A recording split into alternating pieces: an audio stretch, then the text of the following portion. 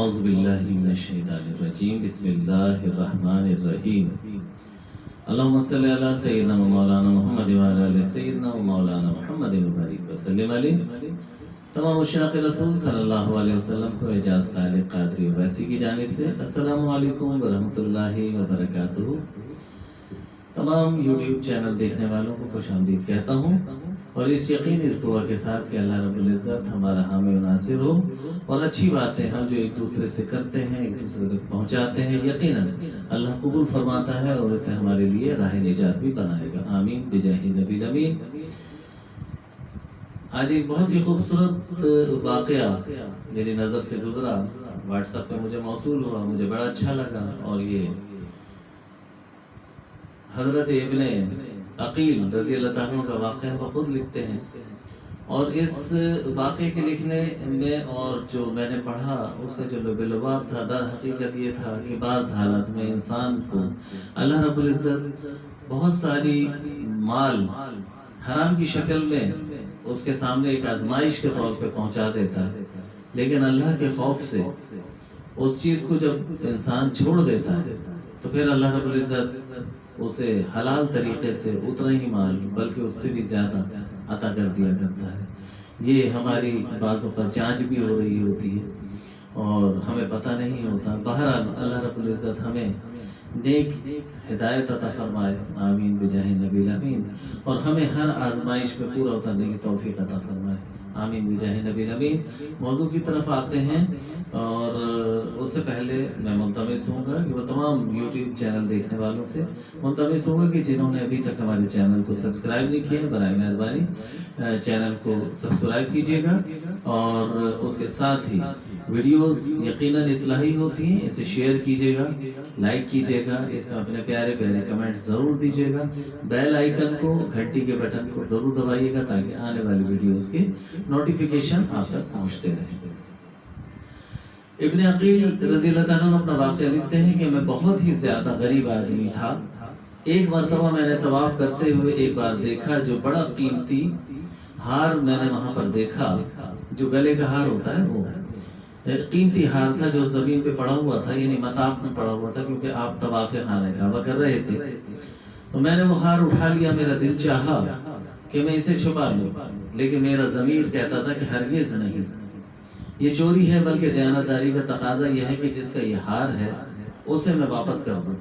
چنانچہ میں نے مطاف میں کھڑے ہو کر اعلان کر دیا کہ اگر کسی کا ہار گم ہوا ہو تو آ کر مجھ سے لے لے۔ کہتے ہیں کہ ایک نابینا آدمی آیا اور کہنے لگا کہ یہ ہار میرا ہے اور میرے تھیلے میں سے گرا ہے۔ میرے نفس نے مجھے اور بھی ملامت کی کہ ہار تو تھا بھی نابینا کا، اس کا کسی کو کیا پتہ چلتا، چھپانے کا اچھا موقع تھا، مگر میں نے وہ ہار اسے دے دیا۔ نابینا نے دعا دی اور چلا گیا۔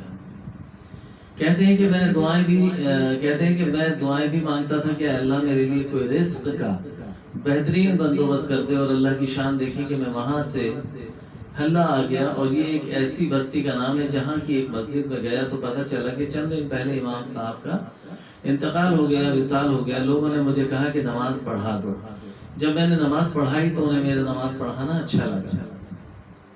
وہ کہنے لگے تم یہاں امام کیوں نہیں بن جاتے؟ میں نے کہا بہت اچھا، میں نے وہاں امامت کی فرائض انجام دینا شروع کر دی۔ تھوڑے دنوں بعد پتہ چلا کہ جو امام صاحب پہلے فوت ہوئے تھے ان کی ایک جوان سال بیٹی ہے، وہ وصیت کر گئے تھے کہ کسی نیک بندے سے اس کا نکاح کر دینا۔ تو جب انہوں نے وصیت کی تھی کہ کسی نیک شخص سے اس کا نکاح کر دینا، تو وصیت کے مطابق مقتدی لوگوں نے مجھ سے کہا کہ جی اگر آپ چاہیں تو ہم اس یتیم بچی کا آپ سے نکاح کر دیتے ہیں۔ میں نے کہا جی بہت اچھا۔ چنانچہ انہوں نے اس کے ساتھ میرا نکاح کر دیا۔ شادی کے کچھ عرصے کے بعد میں نے اپنی بیوی کو دیکھا کہ اس کے گلے میں وہی ہار موجود ہے جو میں نے طواف کے دوران ایک نابینا شخص کے حوالے کیا تھا۔ اسے دیکھ کر میں نے حیران رہ گیا، میں نے پوچھا یہ ہار کس کا ہے؟ اس نے کہا یہ میرے ابو نے مجھے دیا تھا۔ اور میں نے کہا آپ کے ابو کون تھے؟ انہوں نے کہا وہ عالم دین تھے، اس مسجد میں امام تھے اور نابینا تھے۔ تب مجھے پتہ چلا کہ اس کے ابو وہی تھے اس کے ابو وہی تھے کہ جن کو میں نے وہ ہار لوٹایا تھا. تو وہ کہنے لگی کہ آپ کی، تب مجھے پتا چلا کہ ابو وہی تھے. بہرحال میں نے اس کو بتایا کہ یہ ہار تو میں نے ان کو اٹھا کر دیا تھا. وہ کہنے لگی کہ آپ کی بھی دعا قبول ہو گئی اور میرے ابو کی بھی دعا قبول ہو گئی. ابو کی بھی دعا قبول ہو گئی. تو کہنے لگے کہ کس طرح سے؟ تو آپ نے فرمایا، یعنی ان کی زوجہ مطہرہ نے فرمایا کہ میرے والد محترم جب وہاں سے طواف خانہ کعبہ سے لوٹے تو انہوں نے دعا کی کہ اے اللہ میری بیٹی کے لیے کوئی نیک سیرت شخص عطا فرمانا. تو اسی طرح سے ان کی بھی دعا قبول ہو گئی اور آپ نے بھی رزق میں برکت کے لیے، حصول کے لیے دعا کی تھی. اللہ تعالیٰ نے آپ کی بھی دعا کو قبول کر لیا. وہ ہار لے کر واپس آئے تو دعا پھر مانگتے تھے کہ اللہ میرے امین اور دیانتدار شخص سے جس نے میرا ہار لوٹایا ہے اسی طرح کا کوئی شخص میری بیٹی کے نکاح میں دے دے. تو اسی طریقے سے باپ کی دعا قبول ہو گئی، آپ کو میرا خاوند بنا دیا گیا. تو مخلص بندے کا کام اللہ تعالیٰ کبھی رکنے نہیں دیتا اور کبھی کسی کی ایسی کشتی ہمیشہ کنارے لگا دیا کرتا ہے.